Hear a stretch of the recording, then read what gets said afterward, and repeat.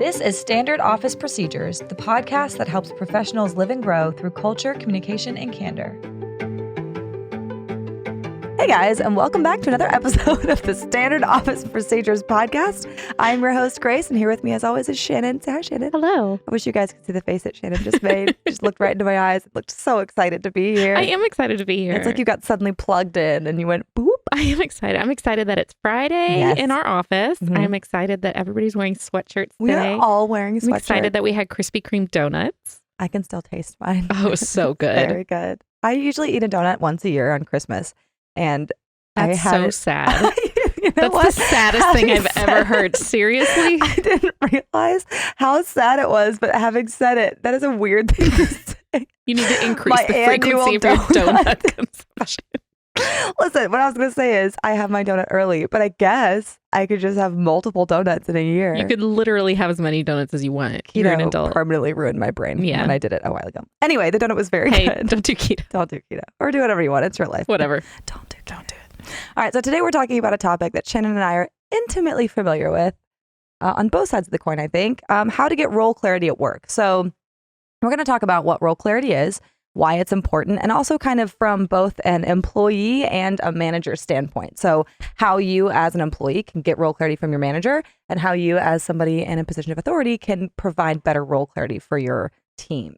So let's talk about what it is, right? So role clarity is basically exactly what it sounds like. It's having a clear understanding of what is expected of you at your job, right? What exactly do you do here? Yeah, what do you do here? And not just what do you do here, but also how does it impact? How does it fit? How does it fit into the company? Like, how does it impact the larger vision, the bigger goal? You know, if you're a very revenue-based company, how does your work? Shannon and I talk about this a lot when I was in marketing. Like, how does our work as marketers, which oftentimes is things like brand awareness, which is kind of a hard thing to measure. Yeah. Like, how does that benefit the goal of, selling more products? Yeah. And I think when we were talking about role clarity here, we talked about it many times. But I know in the past when I've talked about my role clarity or role clarity of people on my team, it's less the day-to-day, what do I do? And more like, why am I doing it? It's the why. So that I know that I'm doing it the right way to reach the right goal. Mm-hmm. It's the why and the how does it fit in? And also like, how am I being evaluated, right? Mm-hmm. How do I measure success in my specific role? Not how do we measure success as a company, because usually that's pretty clear. It's usually like about dollars or, what have you. Yeah. But it's more like, how do I, Grace, know that I am doing a good job at my company? And, having very clear role parameters, I guess that's the right clear word. Role clarity. I was going to say that and I was like, how can I say that differently? But having good role clarity would basically have you understanding like, I know exactly what it takes to do a good job at my job. I know why this job matters and I know how to do it and what's expected of me. Yeah. That's like the dream. If you have that, I'm very envious of you. Yeah. If you know, like, say everybody's job is in a lane on a highway, like what lane are you in and where are you going? That's it. So having good role clarity is really important because if you don't have role clarity, we're going to kind of unpack the ramifications of having either no role clarity or poor role clarity. And it's incredibly stressful. Not knowing what's expected of you or what equals a good job. Like, how do I know that I did a good job today? You don't know what that looks like or why you're doing this, right? Like, I'm just producing all this stuff. I've had this experience where like, I'm just writing all this copy. This was at the bank I used to work at. And it was like, I was writing it, churning it out. And my boss would look at it and be like, yeah, this is fine. And I was like, so where's it going? Yeah. Like, where is it going to be? Yeah. And she was like, oh, I don't know. We're just going to, and I was like, but that, and that made me feel super unmotivated, which is a very normal, very common side effect of having a lack of role clarity. Yeah, absolutely.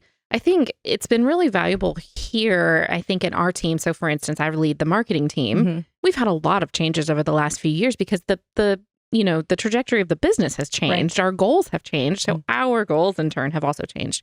And it's been kind of nice because I feel like my team has a pretty good idea of what their individual roles are. And we've gone through and done audits at different times, to kind of figure out, okay, what do you hate doing? What do you like doing? Yep. What do you want to keep doing? And not that everybody can always have what they want, but it helps.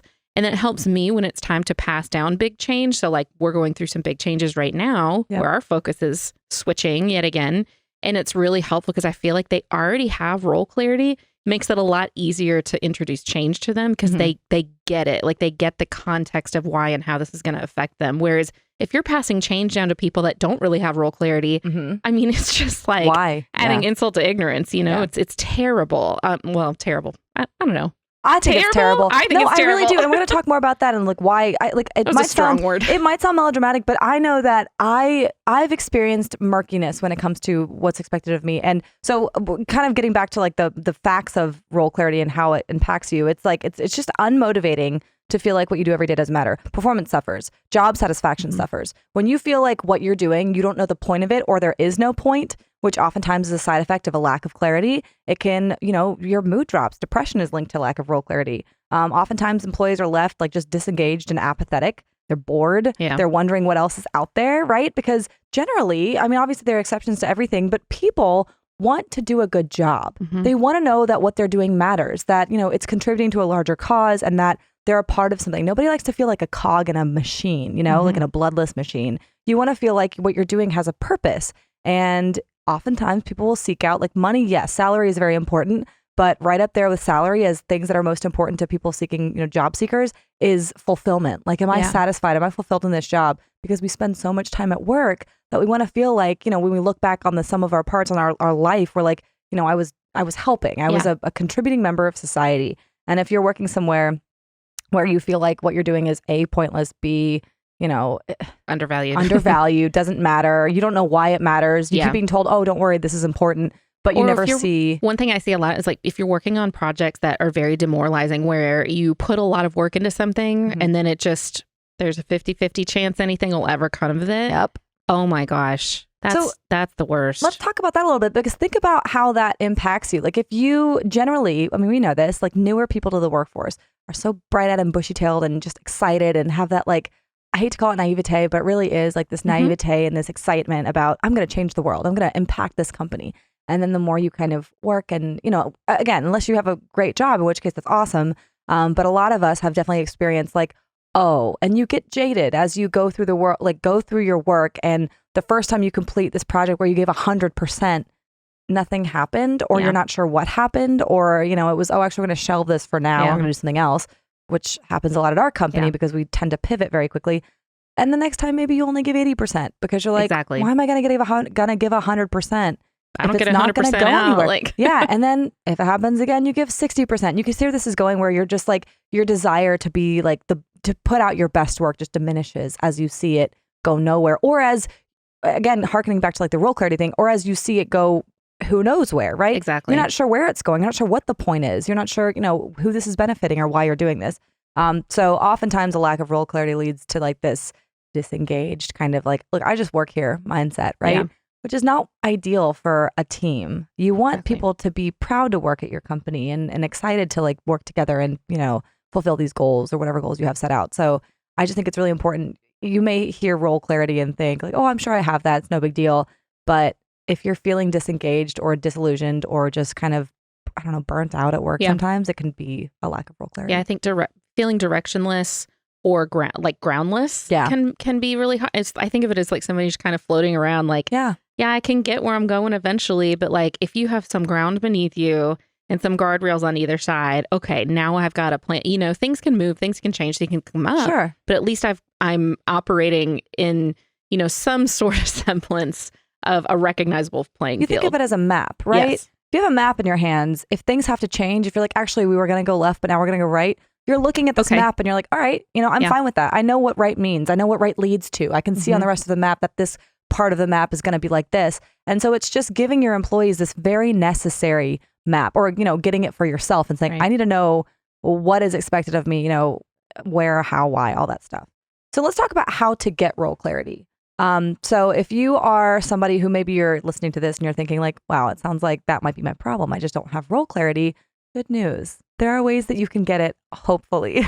You can try. You can try. So you can ask for it, right? So you may think, okay, when do I ask for it? Yeah. The sooner the better. Yeah. So ideally, when you were hired on, there was a job description that very clearly laid out expectations for your role. Chances are, if you've been somewhere for more than 6 months or so, that is very different now. Yeah, I think we've all, well, I know many of us have had job interviews and gotten a job description for something we applied for. And then we walked in on day one and you were like, excuse me, this is what was promised. Not what I said I was going to be doing. Yes. And I think that's very common, especially because it's really hard to like fit a single individual into a pre-written job description because oftentimes people are really diverse and good at a lot of things. And, so if you had a job description that is now defunct, or you think like this is completely different, it is acceptable. And I encourage you to ask for a new job description. And if you can't get it, you can volunteer to write it, right? Yeah, that's another thing. Because that's a lot to ask of your boss. You just say like, make a new description. I don't really know. My job description is not what I was hired in on. And it's not a complaint. It's that I need some role clarity. And, if that's not something they can work with you on, maybe volunteer to write it based on what you know about the role. I think that is a really good way of doing things. I was actually just thinking that things have changed so much in my department compared to the jobs that these people were hired to do, originally, that like, I should get them to take their original job description and kind of rework it or redraft from the responsibilities we know everybody has. I think that's going to help everyone a lot, kind of get a better picture of where they fit in. And it's also going to help my boss in turn understand my department. And I will say, if your boss, if you go in and you say, can I please have a new job description? And your boss says, you write it. That's a mark of a good boss, right? I don't want you to think like, oh, they don't care. No. It would be kind of, I think it would be worse if your boss was like, oh, I'll rewrite it. Because your boss probably doesn't know exactly what it is you do all day, right? So having some involvement and some autonomy in recreating or rewriting your own job description is not a bad idea. It's probably ideal. But when you're writing this or when you're just asking for clarity, it doesn't have to be a new job description. Make sure you're asking detailed questions of your manager about what the job entails, right? So, if you haven't done this up front, maybe when you started, you didn't say like, okay, what exactly is my day-to-day going to look like? Yeah. If you're finding that you're not sure what your day-to-day should look like, or there's just no sort of predictability in your job, you're like, it's always different. Maybe talk to your boss about that and be like, what should I be focusing on? What should my tasks look like? And like, what percentage of time should I be spending on different buckets of types of tasks, right? I think that's a really good way of it's like, man, I am always doing all these different things. Maybe you or your boss or together, you guys can write down everything that you do and then kind of categorize them. And then how much of my time should I be spending on things? Because maybe your boss thinks that you're spending like 80% of your time doing this one thing. You actually only spend 20% per time and 20% of the time and vice versa. And that can be really useful because they want to know what they're investing in, right? Especially, the higher up you get, like they want to understand how much of this person's time in dollars is going to different efforts. And it could be that maybe there is a huge misunderstanding, you know, maybe the things that they're asking for, they don't realize and they should be asking for other things. So anyway, I think that's a good way of doing it is allocating percentage of time to different things within that job description. And I want to just take a moment to deviate here because I think sometimes asking for role clarity can be scary because if you are somebody who suffers from imposter syndrome, you will be like, but if I ask and they find out that I'm actually valueless or I'm actually not that good at my job. If you're working hard and you are hired at the company, you have value and they know that, right? Asking for clarity and revealing to your boss that you're actually spending, 20% of your time on a project that he thought took a lot more time. I don't think that, I think that's smart. I know it seems scary and seems like, but then what if they realize I'm not valuable? What's most likely going to happen is they're going to say, oh, and they're going to give you another project, right? And if you're somebody who wants to do a good job and you want to feel like you're an important, valuable member of, an important, valuable member of this organization, that's great, right? Yeah. You have more work to do. I mean, I don't know about you guys, but I've had jobs where I just sat for hours. They are so demoralizing. So boring. Yeah. I was an intern at an animal shelter, which was a joy. But there would be times where they'd be like, okay, well, you need to do computer work now. They just called it computer work when I wasn't like socializing the animals. And it was like copywriting. And if you can believe it, graphic design. Graphic design is my passion. Girl. They were amazing. I used Canva to make brochures. Anyway, but then I would like do the brochure in like 45 minutes and then I'd be sitting there just wasting my time. Picasso. I like it, Picasso. But I'd be wasting my time and I'd be like, this is so stupid. Like I could be doing something else. But they were like, no, do this one project. We know it's going to take you 3 hours. Sometimes they want you to waste your time. Yeah. Ew. I don't want to waste my time. I got stuff to do. I mean, if you want that kind of job, cool. Hey, this podcast is not for you. Not for you. If you want to just sit on your laurels. Why are you listening to this? Yeah, don't do that. You should, well, maybe because they're wasting their time. And they're like, these ladies. I almost didn't say ladies. Any hoot.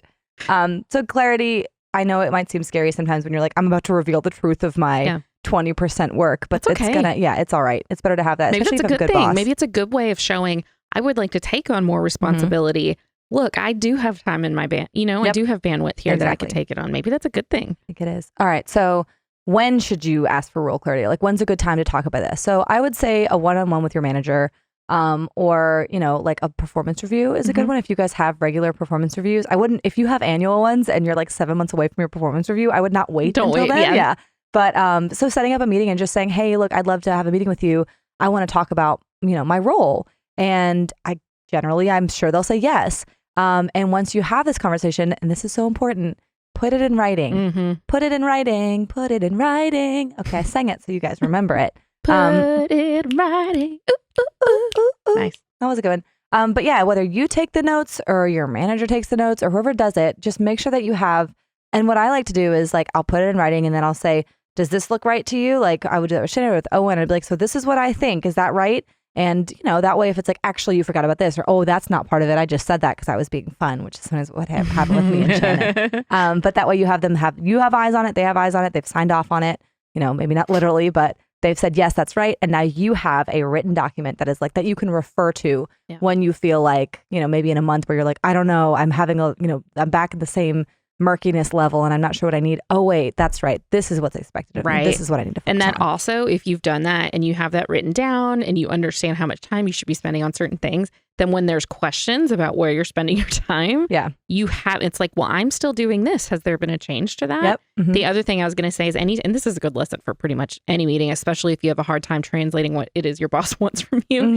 This is something that I learned from Owen, which was, go in, you have this meeting, he's got all these ideas, he's set you out on your path. And then to finish the meeting, I say, okay, so just to confirm, you want me to do A, B, C by X, Y, Z, and he'll say yes or he'll say no. Yep. And that's a really good way to go about this. So what I'm hearing you from about my role is 1, 2, 3. Okay, if it's okay with you, I'm going to go draft this out and send you an email. And then when you email it to them, be like, can you just confirm yes or no? Does this look right to you? So even if this isn't something formal you're doing like through HR or anything, you're just kind of doing it for y'all's own benefit. I think that's a really good plan. Like you said, putting it in writing, but also confirming before you even leave the meeting that you heard what you think you heard, because that also helps. Sometimes people will say things and they don't remember that they said them, depending on the person, and this is I've definitely done this before. I know my boss has done it to me a million times and he's like, I never said that. I'm like, you literally did. He drives me crazy. I'm like, I have it in writing. He's like, oh, I guess I did say that. And I'm like, yeah, you did. So confirming before you even leave the meeting so he can immediately say yes or no, I really said that, and then following back up. And putting it in an email. So smart, so smart. The Standard Office Procedures podcast is presented by Blue Summit Supplies. We're an online office supply store that puts you at the forefront of our focus by offering new career-building resources every single week. Sign up for our newsletter and visit our blog at bluesummitsupplies.com for free downloads, tools, and tips to make your job easier and more fun.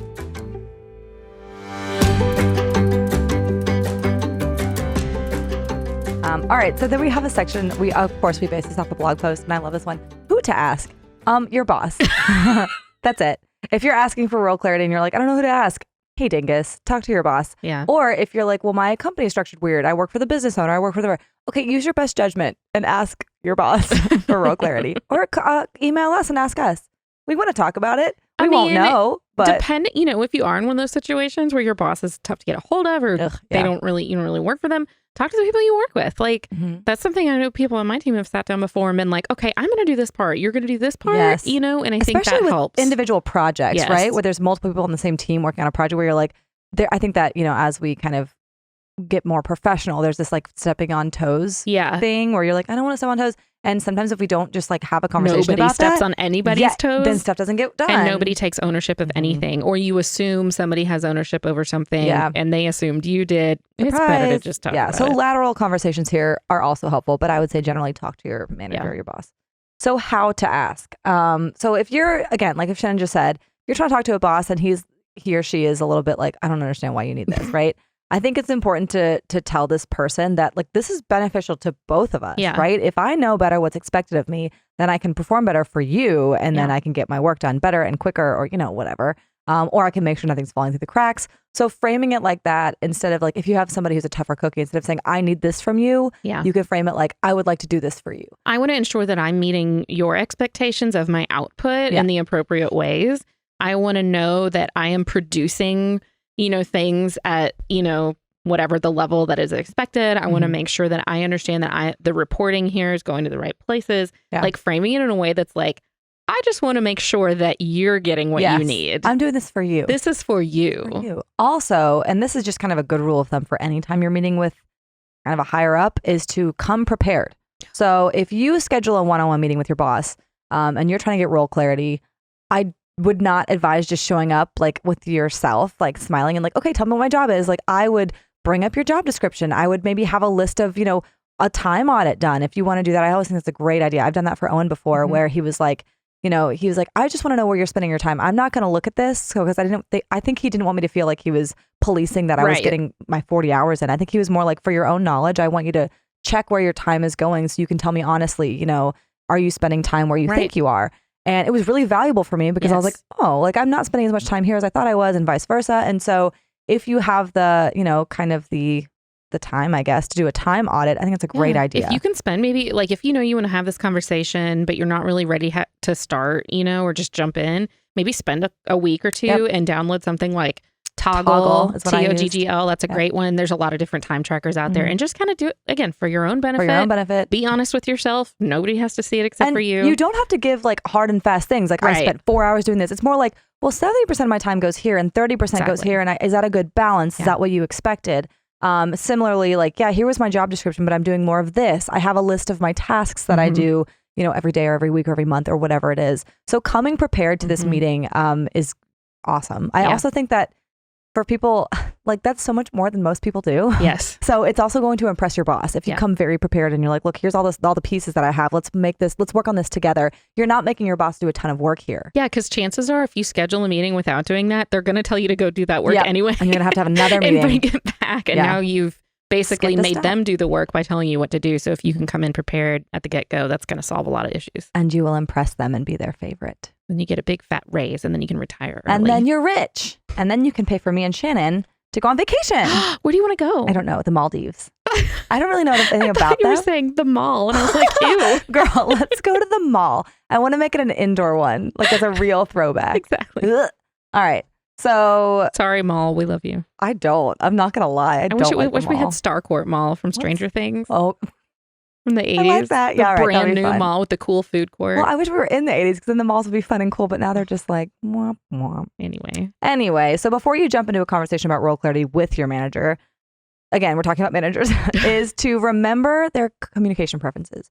So this is just kind of good for if you're going to have any meeting with your manager with a higher up, remember, kind of think about how they communicate best. If they're very like brusque and to the point, then I wouldn't spend too much time like kind of couching and wasting time. I would sort of also be brusque and to the point. Yeah. They're a little bit more introverted. Don't come at them with like high energy, super yelling in their faces and whatever. Just kind of, tailor your approach to them. I think that's just really key towards communicating in general. Absolutely. And being a team player. And all I mean, that stuff. it's not that you have to like just lay down and fit their mold, you can still be but I think it's important to take that into account, right? Like don't just go in busting in with somebody who tends to be a little more reserved or vice versa. Like read the room. Yeah, I always think of it as a dial. Like I'm pretty extroverted and I can be pretty obnoxious. And Owen, my boss now, is the same. Like he's pretty obnoxious. So when I go meet with Owen, it's like we're both dialed up to 10. And that's okay. Like we communicate very comfortably in that realm. Yeah. But there's other people at the company that when I communicate with them, I dial it down to like a 5. It's me. No, you're like a 7. Oh, and dials it down sometimes for you're me. like a 10. Yeah. Not for me anymore. But like there's a couple people that I can think of that I'm like at a 4 or 5 where I'm like, look, I don't want to go in there and be like, because I think it would be very overwhelming. So, think of it as that dial. You're not changing who you are. You're just maybe adjusting your dial a little bit. All right. So let's flip this a little bit and talk about it from the manager's perspective. So if you are leading a team, how can you provide role clarity? So if you are trying to create role clarity for your team, the first thing you can do before like anything else is to create very thorough job descriptions, right? So that's kind of like the base level before you even have the employee. You're writing this very thorough, very clear job description that is as accurate as you can make it. Like we said at the beginning of the episode, we know that these things shift sometimes when you hire people or when you hire multiple people and you're like, okay, actually this is better suited for this person, or maybe they don't have the skill set, but they have this one. So that will change a little bit, but be as clear and detailed and accurate as you can be when you write the job description. That's going to take some time. I think oftentimes people think that writing job descriptions is whatever. I'll just write it real quick. It'll be easy. It can be, but that's probably not going to be a very good job description. I think people also make the mistake of having only an external job description. Yes. So maybe you guys don't do super detailed like job descriptions for your job postings, depending on the kind of company it is, or maybe you weren't hired off of one. But once that person is in that role, they should have a super detailed like internal job description. True. Like if I was to hand somebody on my team today a job description for their role, it would probably be slightly different than one that I would put online, which is going to be a little more general and a little more like overarching. I just want you to have these sets of skills, not like you are going to utilize those skills in these way 1, 2, 3, 4, 5, right? Yeah. And so I think that's something to keep in mind, particularly, like I said, if you're going to hire somebody for a job and the one you put online is a little slimmer, that's fine. Yeah, just have another internal one. I think that's a great point. I've never actually experienced that before. Somebody giving me like a second job description. I did it one job and it was very helpful. Yeah, that sounds wonderful, honestly. And mine actually changed here, right? Because Owen didn't know what he was hiring me for. And he wrote a job description for a job, but he didn't know what he was hiring for, which I think is also very common. So you kind of write what you think it is. The person gets in there, they take ownership of the role, and it changes a lot. And he was like, will you please rewrite your job description? And I've done that like 4 times. Yes. That's fun. I should write one. I don't think I have a job description at all. You should write a job description for sure. Yeah. Hey, have you thought about asking your boss for role clarity? I just did. Guess what? Well, I kind of got some, I guess. We'll talk about that later. That'll be a Grace and Shannon conversation. Great. All right. So another thing that you do is, we kind of talked about this too, is to keep those role descriptions up to date. So just like we were talking about right now, like Shannon was saying, maybe you're hired for one thing or it shifts. All you have to do is make sure that you are kind of regularly, and this doesn't have to be often. I'm not saying like monthly or bi-monthly, like maybe annually or biannually if you feel like it. You're checking in and being like, hey, does this still sound like what you're doing? No? Okay, let's edit this together. And like Shannon said, if you're the boss, but I'm sure you have a boss over you, that's a great way for you to show your boss, like, here's what my team is responsible for. Absolutely. That stays up to date, because I'm sure, like we experience this, that routinely Owen will be like, what exactly do you guys do? Like, what are you guys doing? And Shannon's always like, oh, it's this, because she's checked in, right? She does her team audits and all kinds of stuff, which I think we might talk about in a minute. But there's all kinds of things that you can do to keep your job descriptions up to date. Well, I think this is a really important thing to do as a manager, to save yourself time in the future and to save yourself frustration in the future. Because if you have relatively up-to-date job descriptions for everybody on your team and somebody leaves, God forbid, or gets let go, you don't have to start from scratch. You have something that is relatively up to date, right? Yep. And so if you have people on your team, you don't really have job descriptions, whatever, somebody leaves, then you're scrambling. And you're like, what did they even do? What do we need a new It is person very to do? easy as a manager to get away from understanding your employees' day-to-day work. If you're not a micromanager, it's, you might not really know the details of what that person does. And if they leave, man, you're screwed. Yeah. No, I think that's a great idea. And I actually do want to talk about the audits right now. So Shannon, actually, why don't you talk about this, because you led it, how we did our team kind of task audit. Yeah. So this was something, our team has changed a lot, and our team's responsibilities have changed a lot. And some of our roles have become more overlapping than they used to be. It used to be, well, this person does this, and this person does this, and this person does this. And they started kind of overlapping a little more. And so what I asked everybody to do is to write down, not in super detail, but little like one line each, like, what are all the different things that you do? We actually ended up replicating it like on like index cards or Post-it notes or something. Yeah. And then I had them sort them into piles of like things I love to do, things I don't really, I could give or take, or things that I really didn't like to do. And most everybody had stuff that they were neutral on or really liked to do. And there were a few things they really like hated to do. And that was extremely helpful, because as it turned out, there were some overlaps between roles where one person hated doing something that somebody else loved. And so it made it really easy to shift stuff around without being like, well, you have to do that even though you hate it. I mean, some of those things stayed. It's just the nature of the beast. Sure. It was like, and my team was pretty much like, yeah, that makes sense. That's still my job. I may not. And a lot of them were like, I don't hate it. It's just not, I don't look forward to it, you know? And so that was really useful. And so we didn't actually end up writing full descriptions, but we used Airtable, which if you haven't used that, it's like a cloud-based spreadsheet system, similar to Excel, but a lot prettier. And a lot more fun to use. Color coding. And we had, this big long list of responsibilities, all the different tasks and responsibilities everybody in our department has, and they're sorted by person. And that's so useful. So even though I don't have a job description for them written, I actually sent that to my boss, and I was like, this is what we do. So quit telling me you don't know what we do. Yeah.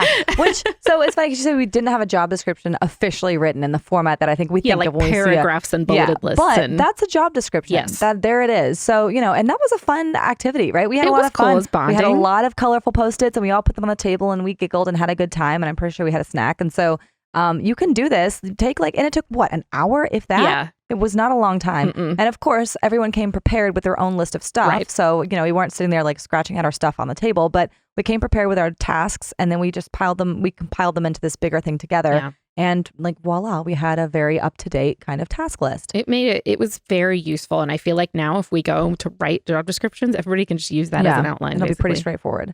So another thing that you can do to ensure that your employees are getting their role clarity is to ask questions and get on the same page. Like it's that straightforward. It's kind of like what we were just saying a minute ago about just kind of making sure you are aware of what's going on. But if you have maybe you're like, I know pretty much what everyone else does, but there's this one employee that I'm not sure what they do, or I'm not sure if they're happy here, you know, all these things. And so you can just have a meeting or just, we talked about one-on-one meetings, just have a one-on-one meeting or roll it into a performance review and just, are you happy with your responsibilities? Do you feel like there's too much work? Do you feel like you know what's expected of you?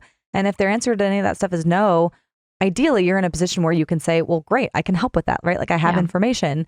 And if maybe sometimes, and I see this happen a lot at our company, there's a lack of clarity for like standard employees because the managers don't have any clarity from the CEO or from their boss, right? It all flows down. It does. And so maybe what's necessary for you to do is you need to go get clarity, right? Maybe somebody says, I just don't know what the point of this is. And you're like, you know what? I don't really either. I'm going to go figure that out. Absolutely. And that's part of being a manager is having to go and track down information and kind of, do the work to champion your team. So that might also be what has to happen. Getting clarity from the CEO on business goals has helped us make departmental goals, which helps me give my team their goals. And it's one of those things where it's like, if you're doing work that doesn't flow up into one of these goals, that we need to talk about that work. Does it make sense? Does it actually flow into one of those goals? Should we stop doing it?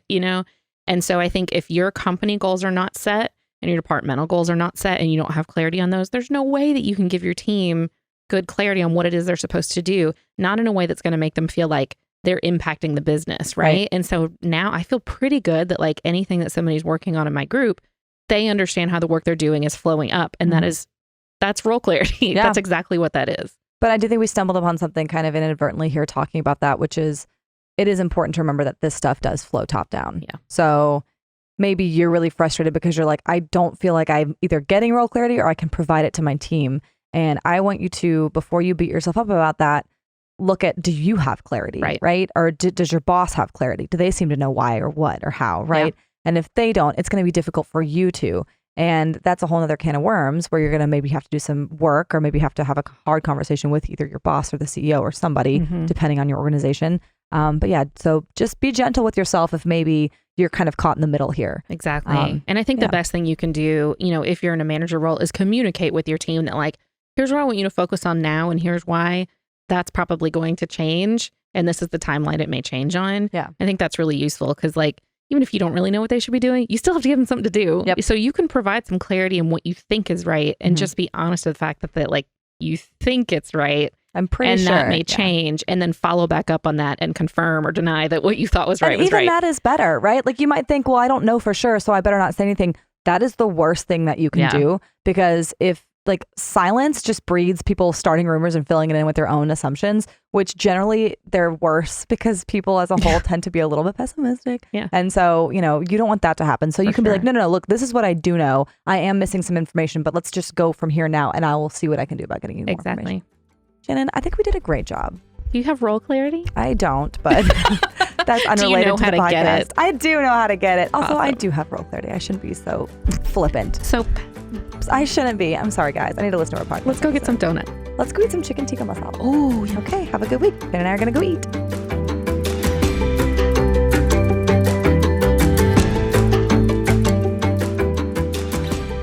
This has been a Blue Summit Supplies production. Good job, Larry.